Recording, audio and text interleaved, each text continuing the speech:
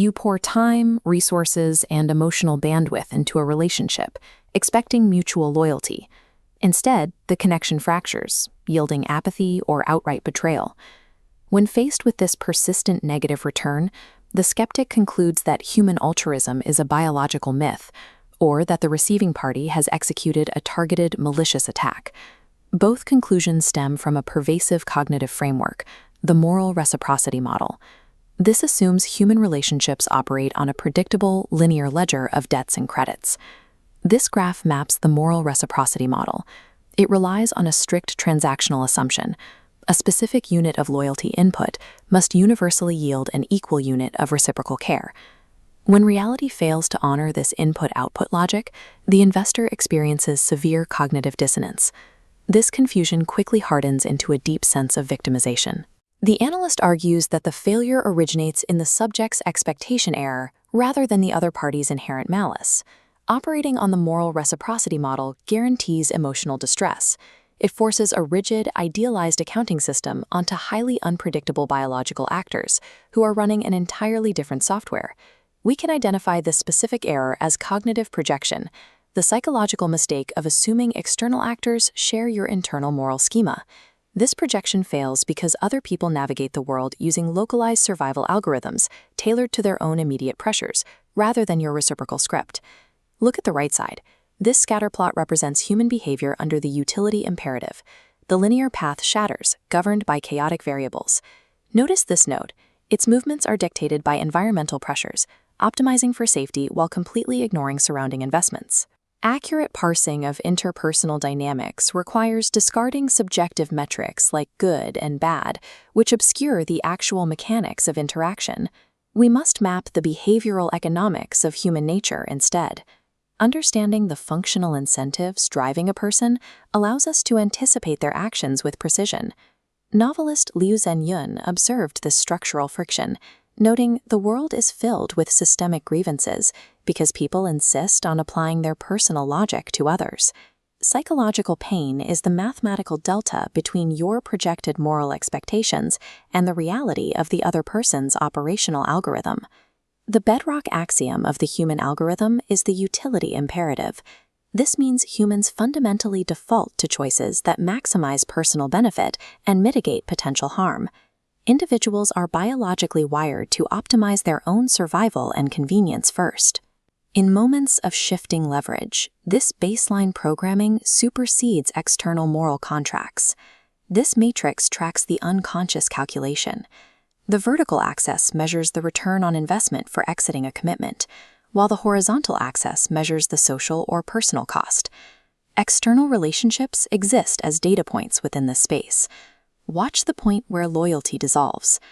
As the environment changes, the data point shifts.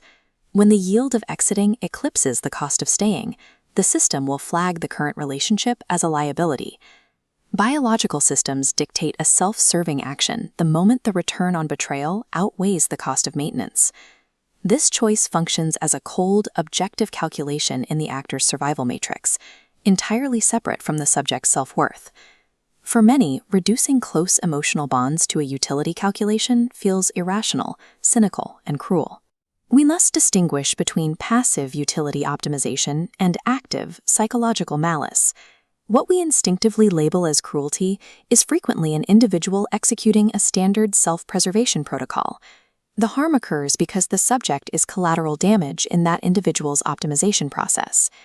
Let's test this model against behavior that appears intentionally destructive: the constant devaluation and control exerted by toxic parents over their children. Analyzed through the utility lens, parental control is a crude mechanism to soothe the parent's own generational survival anxiety and reassert environmental control, rather than targeted malice.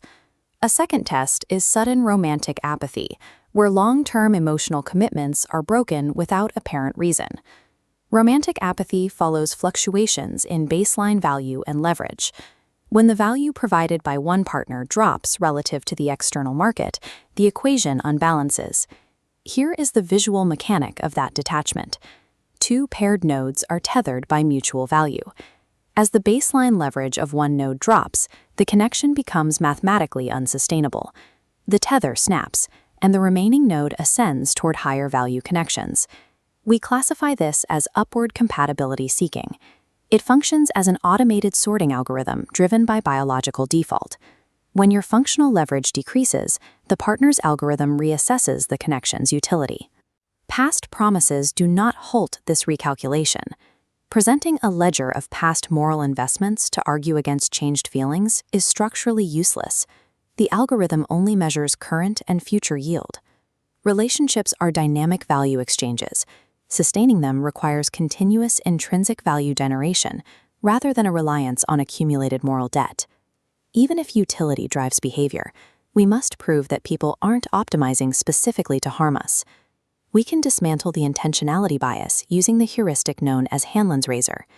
In a social context, Hanlon's razor states that you should never attribute to malice what can be adequately explained by self-interest, convenience, or ignorance.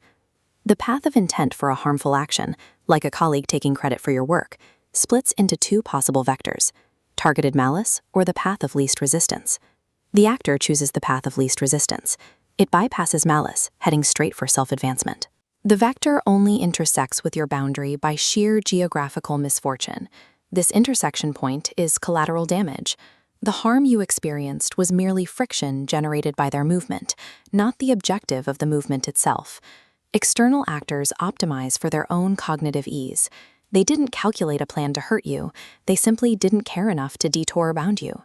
Realizing you are not the target of a grand conspiracy, but a temporary obstacle in someone else's utility calculation removes the emotional sting of the trail. If human nature defaults to utility over morality, we must find a way to function without collapsing into cynical apathy. A new strategy begins by abandoning the question, "Why did they do this to me?"